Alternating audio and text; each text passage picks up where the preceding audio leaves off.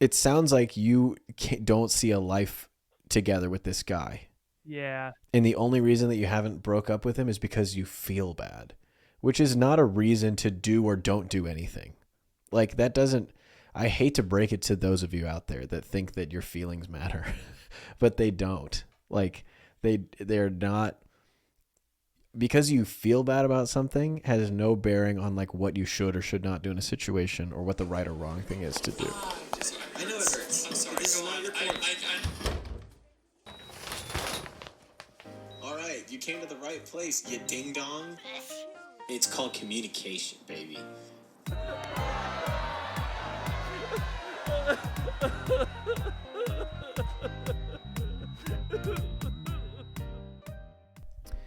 Welcome to Dr. Ethan's Dating Corner, the only Catholic podcast about the death penalty. It's your boy, Ethan. And I'm Patrick. Do you want to lock in for a second? What's going on our Discord?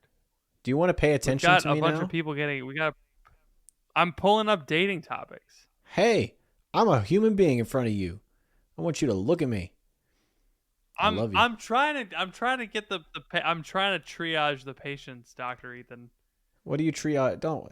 You're not qualified, nurse. Dude, go back to your station. Go drink out of your oversized Stanley, nurse. Speaking of triage, yeah. We went through the emergency room entrance to get to our hospital room. We showed up at the emergency room at 9:15. We had the baby 30 minutes later. All right, we did not spend a lot of time in the emergency room. Right, you were in, you were They out. basically just had Phoebe in a wheelchair, took her name, got her the bracelet, boom, like went upstairs. On the bill, must have been a mistake. They billed us $3,900 for the emergency room. For the emergency room services alone, they billed us $3,900. You didn't need the emergency room for anything. No, we didn't. You should have just had the birth at your house or in the car. Honestly, I'm saying. Yeah, that's crazy, dude. Would have been easy. Would have been a fun story. Wouldn't have been $3,900. Anyway, speaking of triage, apparently it costs $3,900 for a nurse to go. Go to the hospital. Go upstairs to the hospital. Go upstairs now.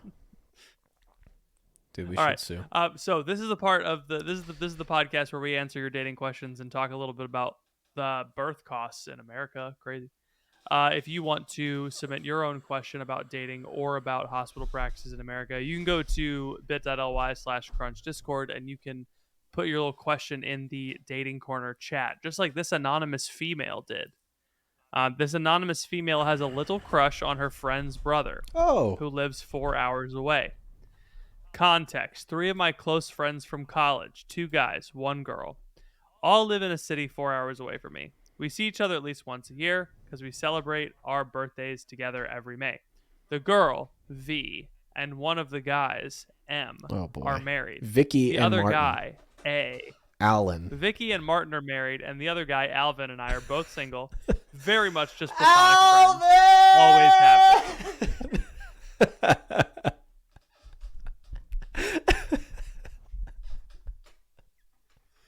Anyway, she's in love with the chipmunk. This is a cute little guy named Theodore. I really like him. I want to just take off his green sweater and wear it all the time.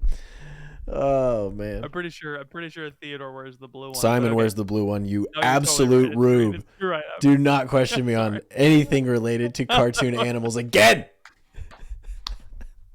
You'd think after all these years you would just trust me implicitly when I make a reference to something. But no, every time I have to prove myself to you, you never listen. I know all of the animated woodland creatures. Rocky and Bullwinkle. Yeah. The Looney Tunes. All of them. Every year. Underdog. Hong Kong Phooey. Mojo Jojo. Jabberjaws. Little Audrey. That one. Is that a rapper? That's it.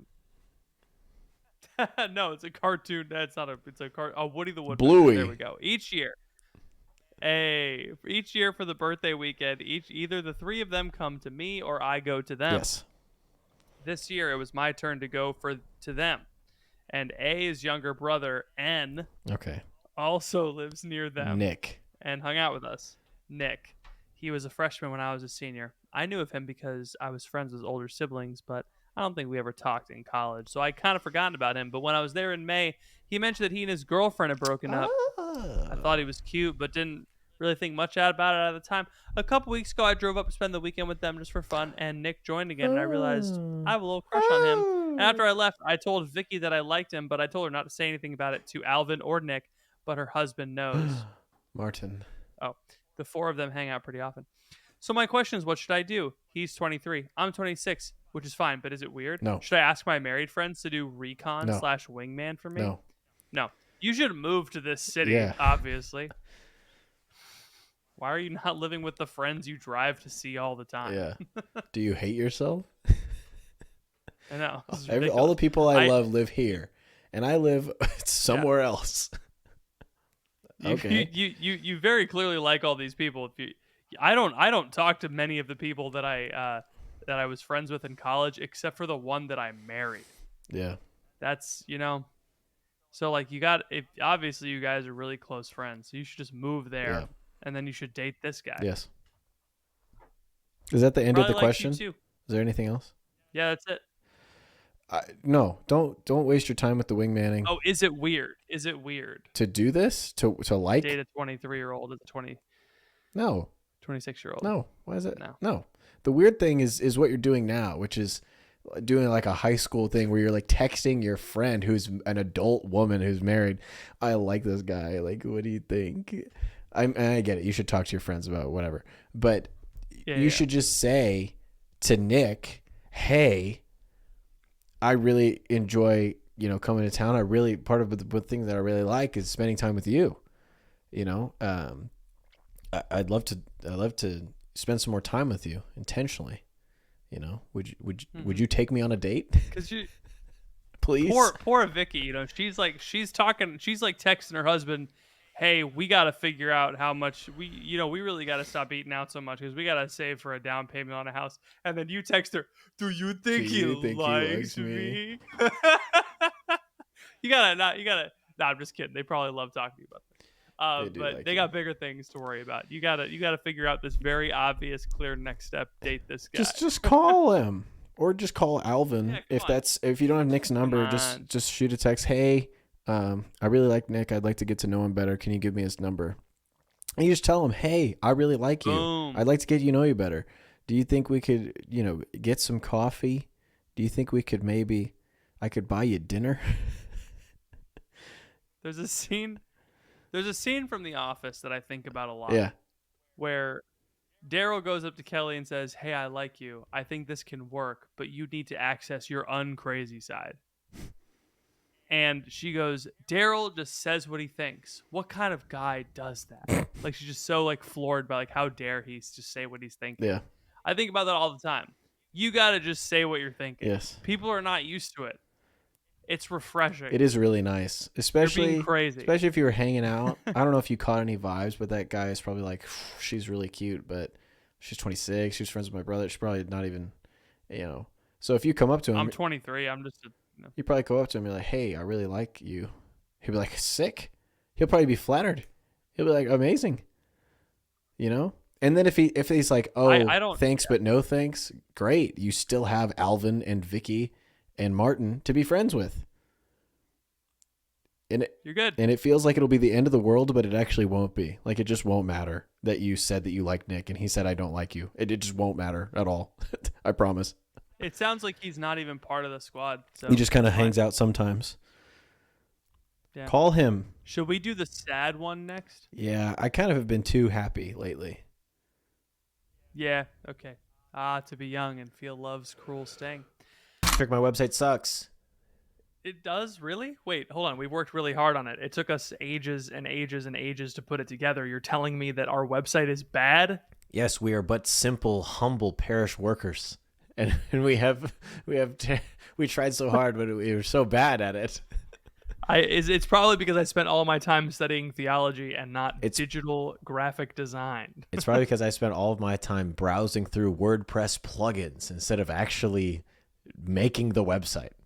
That'll do it. I have redone a parish website twice in my career Yeah? because I was the youngest person on staff. I had to work on it. And most parish websites are clunky, poorly written, and horrible and difficult to navigate.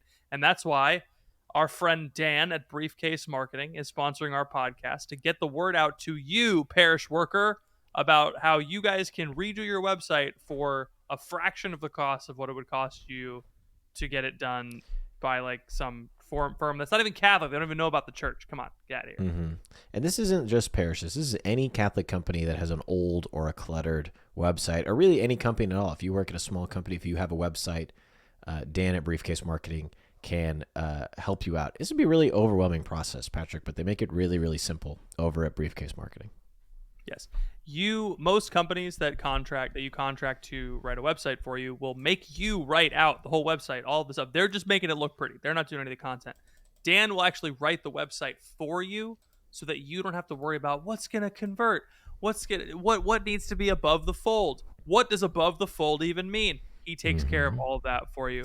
I just send him every day. I send him photos of myself. I say, put this one on the website, put that one on the website, put this one on the website, make this one a GIF, make it so that I'm dancing with Trump and Elon Musk AI. And he says, no problem. I'll include it on the website. Super easy to work with. Loves putting pictures of me on the website. So if that's your bag, he's got it. Instead of staring at a blank sheet of paper and writing all of your content, he writes everything for you. So takes care of all of that. And if your company or ministry or parish needs a better website, he has a deal that the first 3 people to fill out our form on our website will get a free rewrite of the hero section of their website. It's the top part of the homepage. It's the most important part of your website. So the first 3 people, even if you don't go with them, even if you don't work with them, get a free rewrite of the hero section of your website. So fill out our form at thecrunchcast.com/briefcase. thecrunchcast.com/briefcase. Take you to a form, fill it out, and he'll rewrite the hero section for you. If you love it, he'll work with you. You're going to want to hire him immediately. He's a great guy. Check out his Google reviews. All of his Google reviews are from parish pastors or ministries he's worked with that have given him 5 stars all the way. So go check him out. That's thecrunchcast.com/briefcase. Thecrunchcast.com/briefcase. Thank you so much to Briefcase Marketing for sponsoring this episode of Putting Ethan on Your Parish Website. Do it now. Okay, goodbye. This one comes from Elise. Hi, all. I've been dating this guy for over a year and a half. Break up with him. We've been doing long distance for a while, and I'm struggling to decide what the future of our relationship looks like. We get along really well, on the same page about everything except for our faith. He does not share my beliefs. I'm afraid that I'm not being honest with myself about trying to convert him. Ordinarily, I take that as a sign to end things, but every time I think about it, I feel so guilty. He's been my best friend for so long. His friends and his family are constantly telling me how much I mean to him. As much as love requires total sacrifice and growth, I don't want either of us to compromise about the fundamental things that make us who we are. Ethan, what do you think? Bro is waffling right now. What is she saying? What does that mean? It just means talk. Said that to me on Twitter the other day. It just means like yapping. It's the same thing. It's just waffling means going back and forth. No, that's what it used to mean. No, it just means someone who's talking. Like, what are you waffling about? Oh, okay.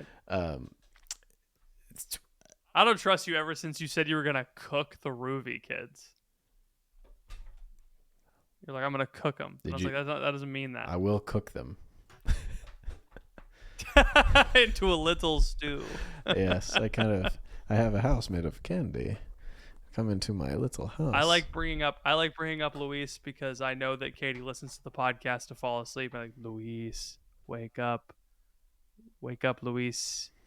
Thank you. Do you for remember that episode buying of a shrimp cocktail?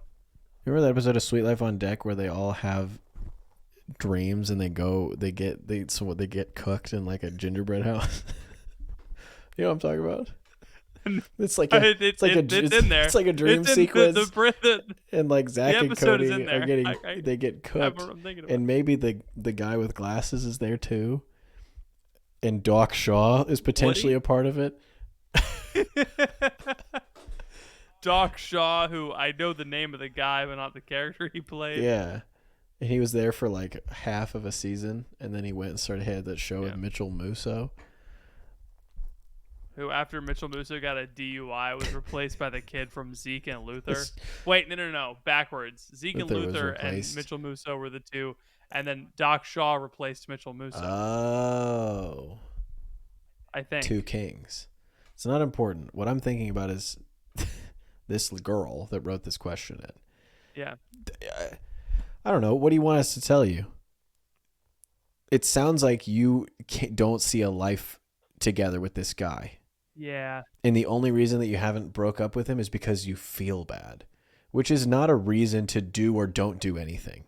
Like that doesn't, I hate to break it to those of you out there that think that your feelings matter, but they don't. Like they're not, because you feel bad about something has no bearing on like what you should or should not do in a situation or what the right or wrong thing is to do. Yeah, it's unfortunate. It sucks because it's not fun. That's something else.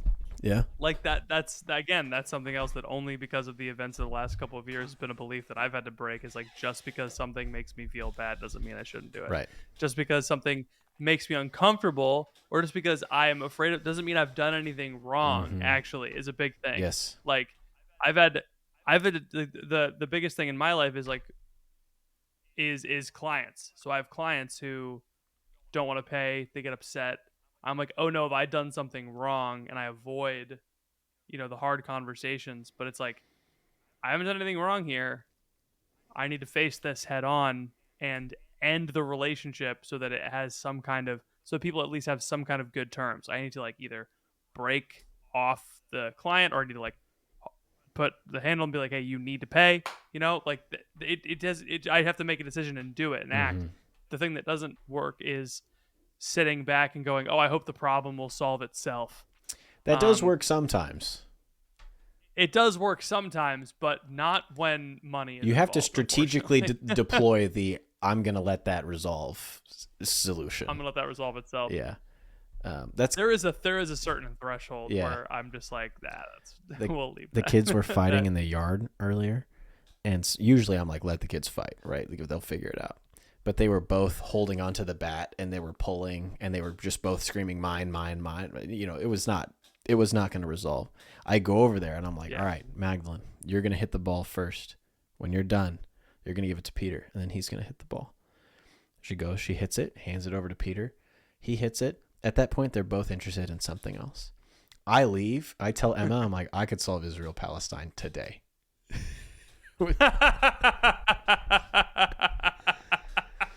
I felt like you guys get the Dome of the Rock on Tuesday. Yes. You get it on Wednesday. Dude, solving Israel Palestine by giving a timeshare to the holy sites. That's crazy. That's how we solved the Holy Sepulchre. That's true. That's what we did. Yeah. We were like, you guys get the main room at 7 p.m. every Sunday. Yeah. And you guys can use it on Easter. Mm-hmm. It's you guys can do the fire hoax miracle on Easter. Whatever. I don't know what that is. And do you think it's real? Do you think the fire thing is real? What's the fire thing? 30 seconds. It's the fire where if you do this over it, it doesn't burn your hand. That's every fire. Really fast. Dude. I know. Whatever. Yes, that's the point. Okay. The Orthodox have this miracle where they go in and they come out. It's the holy fire, and it doesn't burn for like 33 minutes on Easter Sunday.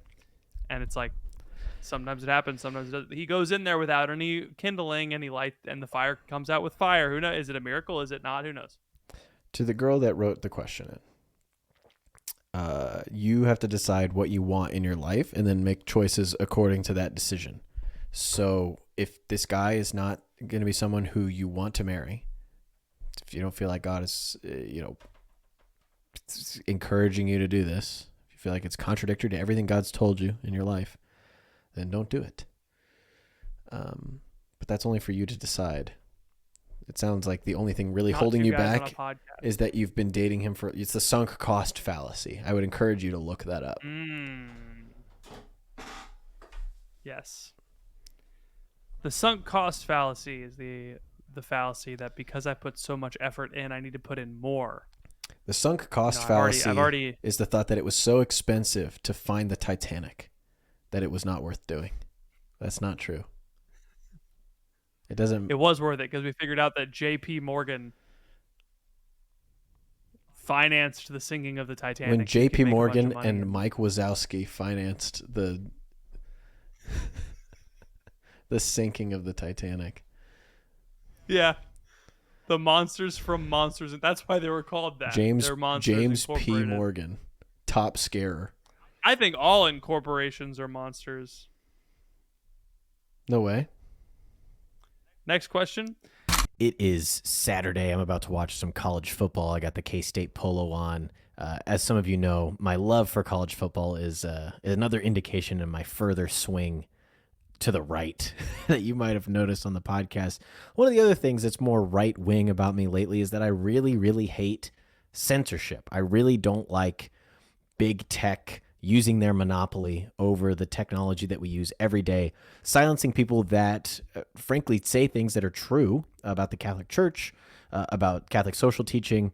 There's a lot of repression about the truth that's going on out there in big tech land. That's why our sponsor, Patmos Hosting Solutions, is one of the best sponsors we've ever had because I think they're actually doing something of value. Our website is hosted on Patmos. They are our island of refuge from big tech. That's one of the things that they say.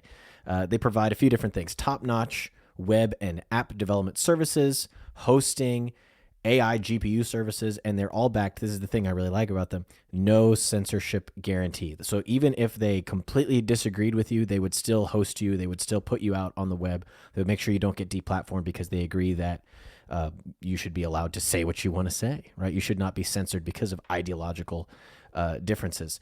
I say a lot of things in this podcast that maybe would get me canceled otherwise, but Patmos, because I'm not worried about that, they always take care of me, which is really, really nice. I have my own person to talk to. I could talk to Camila anytime I have an issue or a question about what's going with Patmos, and they never offshore or sub out any of their work. There's just no better value in tech. So if you are looking to build an app or website or host a current site, or you know someone who's looking to do any of these things, go to patmos.tech. They can help out businesses or missions.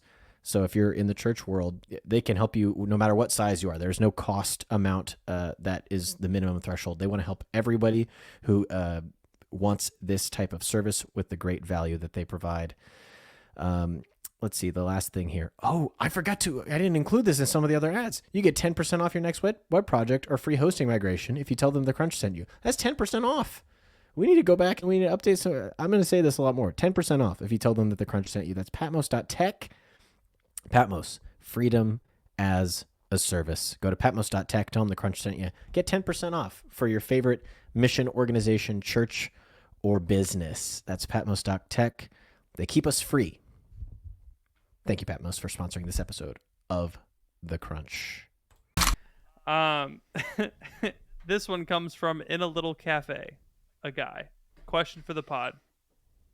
My friend is currently one of 13 students in a brand spanking new Catholic technological college in Italy for Americans who want to get a STEM degree in Italy. There are 10 guys and 3 girls in this class. Whoa. I asked if he was flirting with the women, and he said no.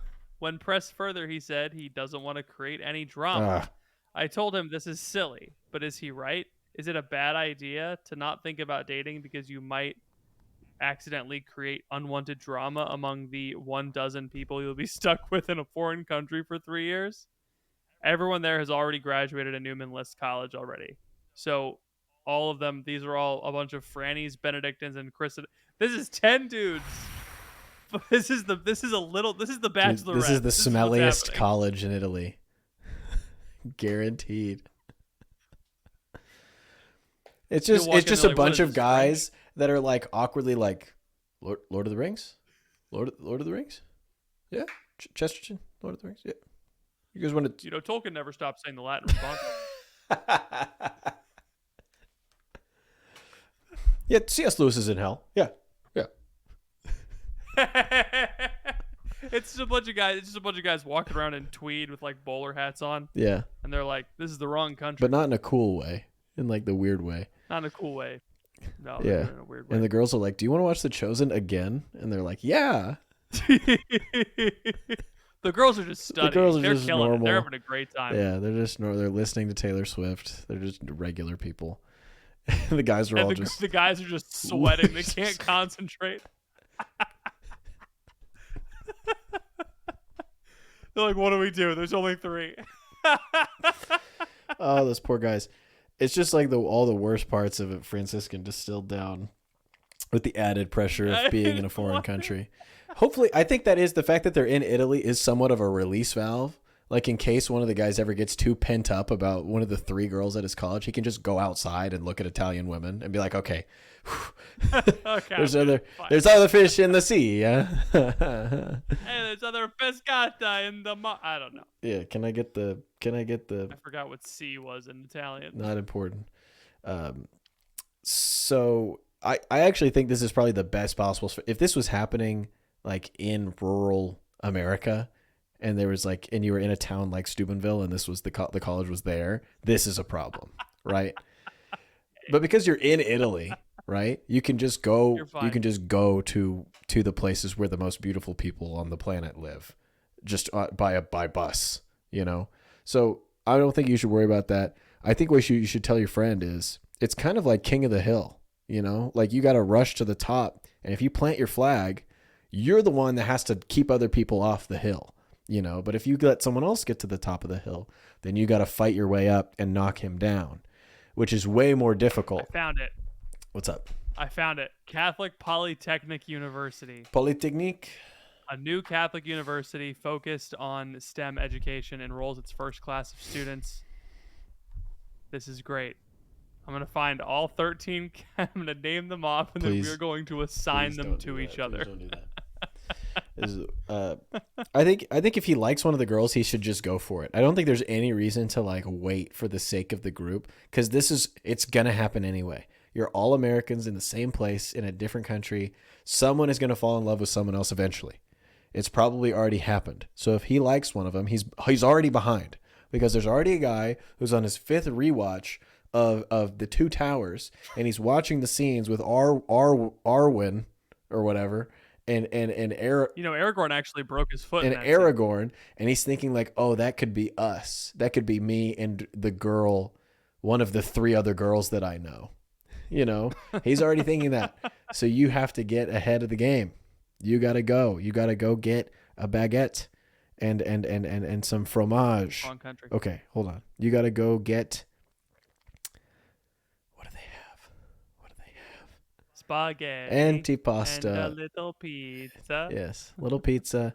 Bring little pizza to her. Heart-shaped pizza dough. Bake it together. And say, that's crazy. It baked into a heart. I had no idea. Anyway, I love you.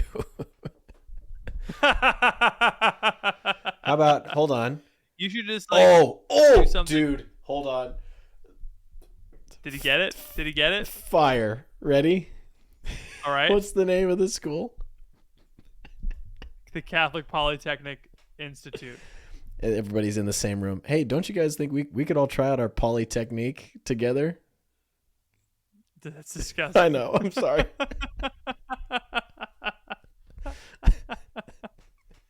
When the moon hits your eye, that's like a big pizza pie.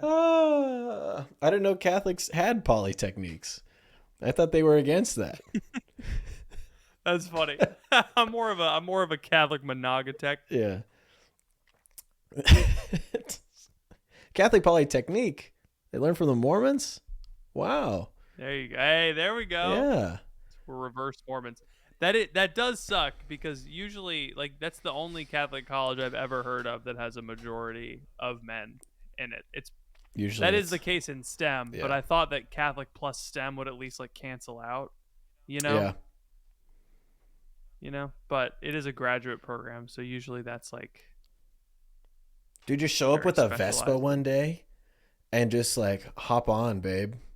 And then she just is on, and then you just have your Lizzie McGuire movie moment. Just do that. Just seriously, honestly, just recreate the Lizzie McGuire montage where she's on the Vespa with the guy, and you will be set for life. Go to the fountain. Perform at a thing. It is in the picturesque Alban Hills near Rome, within Alban Hills. walking distance of the Vatican Observatory. Oh, that's cool. Wait, this is a different Dude, school. go look at the stars at the Vatican Observatory. What if we kissed at the telescope at the Vatican Observatory? Wait, maybe this is Catholic What if we got tech. kicked I don't out by the know. Jesuits? Same thing? Manning the Catholic Observatory for smooching while we looked at Xenon 4 in the Andromeda strain. Babe, please. Anyway, if it's Catholic tech, it's near Castel Gandolfo, which is this like Oh, that's the beautiful summer town. residence of the Pope. Yes. Come on, man. This is one of the most romantic places in the world. You have no excuse. Surely you have no one of excuse for these- taking an L here.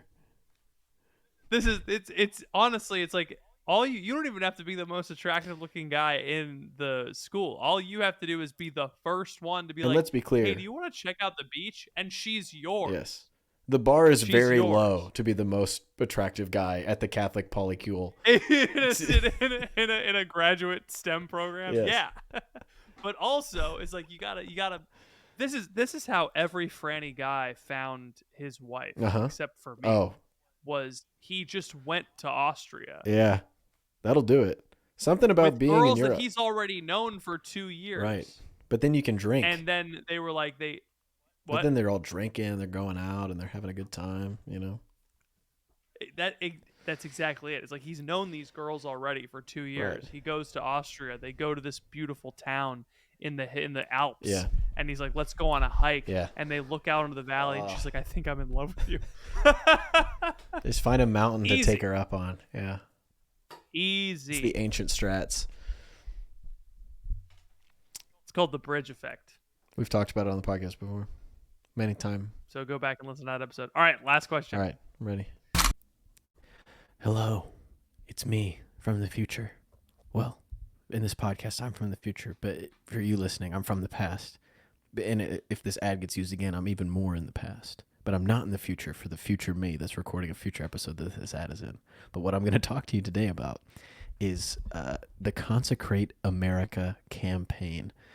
We just had the year of the 3 years of the Eucharistic Revival and the big National Eucharistic Congress. But Carmel Communications is on a mission to consecrate America to the Eucharist. You can go to consecrateamerica.com. We're hoping that we get as many people as possible to sign a petition to the U.S. bishops to consecrate America to the Eucharist. As of right now, I'm looking at the page, 137,000 people have signed. They're aiming for 250,000. You head over to consecrateamerica.com. You can join the petition. Essentially, we believe that the people who believe in the Eucharist should continue to advocate for adoration, reverence in the liturgy. I mean, we can't just stop because the Congress happened and it's over now. It feels like it's over now. We have to keep going. And one of the ways that Carmel Communications is doing this, and they are petitioning the bishops to consecrate America to the Eucharist. 50 million American Catholics have left the Catholic faith in the past 30 years. It is time to stop seeking worldly solutions to spiritual problems. If we consecrate America, then we will be placing this into God's hands. We will be seeking out a spiritual solution to a spiritual problem. So head on over to consecrateamerica.com. Sign the petition today. I'd like to thank Carmel Communications for sponsoring this episode of The Crunch. Go to consecrateamerica.com. Sign the petition now. See you later. Go get a Vespa. This one is less dating, but it's the end game. Asking for a friend about bridesmaids. Tony Starr. Wife to be. Oh, I thought this person was actually marrying someone named Phoebe, but he's doing like a friends thing. Oh. So Don't give him the wife to satisfaction. be, Replace he's the names. marrying, He's no, it's gonna be confusing. He's marrying someone he's calling Phoebe. Okay. The original bridesmaid is Rachel. The potential bridesmaid is Monica. Everyone in the group is friends. Yeah. But everyone is also friends. Uh-huh. Phoebe is the newest member of the group due to dating. Let's say she's marrying Dave. Why would you pick not a friend's name?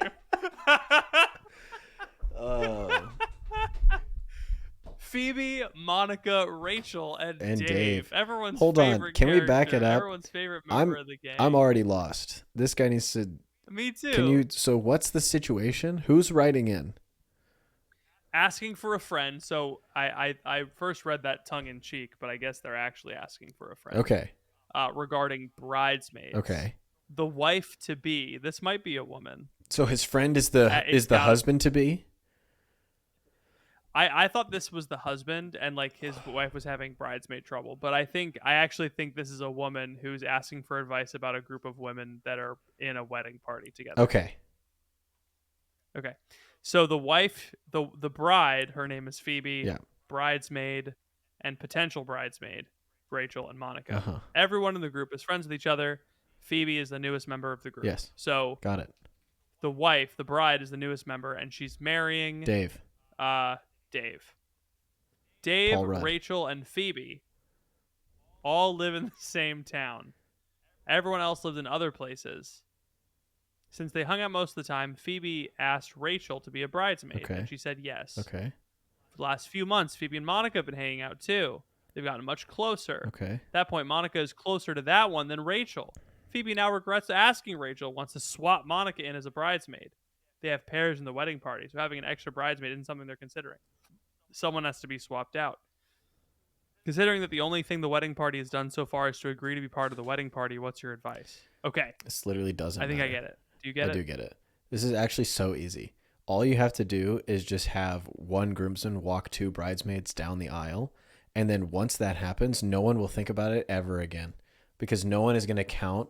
And even if they do count, who cares? They're getting married. It does not matter if you have one extra. The symmetry thing is made up. Like someone just decided like, oh, it has to be even. No, it doesn't. Just have as many bridesmaids as you want. Have as many groomsmen as you want. Who cared? This is a big mountain molehill moment, I think, in the life of this person. We had to have I think we had to have one groomsman walk two bridesmaids down the aisle at my wedding. I don't remember. We had a mismatch because Teresa couldn't make it. Remember? Yes. No, we had one fewer bridesmaid than we did. Yeah. Guy. That was fine. And it Never mind, ruined we the didn't have wedding because it was not symmetrical. Yeah. Yep. It was a COVID wedding, and that was what did it. Yeah. You're fine. You're fine. Just tell your friend to not care. Do not. Oh my gosh. What will ruin your wedding is if you swap it. Do not. Else. That's actually That'll crazy. ruin It's the just an wedding. insane idea. That would suck. Don't do that. I would hate that. Yes. It's so like I know someone who almost didn't get put in a wedding party because like she just had a kid and they were like, oh, I don't think she'd want to do it, so I'm just not going to ask her at all, and like they almost stopped being friends because of it. And you should just like and save the friendship, invite them. It's like it actually costs you nothing to add someone to the wedding party. It costs them more than it costs you. Yes, because they So have to just do rent. it. They have to rent the tuxedo or buy the dress. Yeah. So that's a good one to end on. Simple, nice and clean. I like those. Easy. Someone sent us Timothy Gordon's Dump Her. Someone sent you a picture of Timothy Gordon's dumper. No, Dump Her list. Oh, okay. Dump space her. That's funny. All right. And someone said you should react to this, but there's two. We'll do it next week. There's too many. Do you remember this? Timothy Gordon made a list of. I remember. Unfortunately, our time together is up due to the circled infractions, and it's a list of like. This was big back in the I day. think 40 different things you could do wrong. Oh man, it's funny. Has a single textile made of pleather or leopard print. All right, everybody, that's it for our show today. I'm playing the music at the Oscars to get Patrick to stop doing the Timothy Gordon thing. You have 30 more seconds. I just wanted to read one because I just wanted to let you know what the level is. Yeah. I don't think we need to react to that. It's just obviously ridiculous. That's funny. And silly. It's just like a funny thing. It's out there. Yeah. Patrick, I hope you travel safe, man, in your trips. I hope you win money at the fake casino that you go to. I don't think I they're hope you doing win that the this year. bonus, most importantly. Yes. I'm glad that we I hope were I able get to there. record a day early for the good of the Patreon. Weight off my shoulders. Yes. Do you have anything else for the people?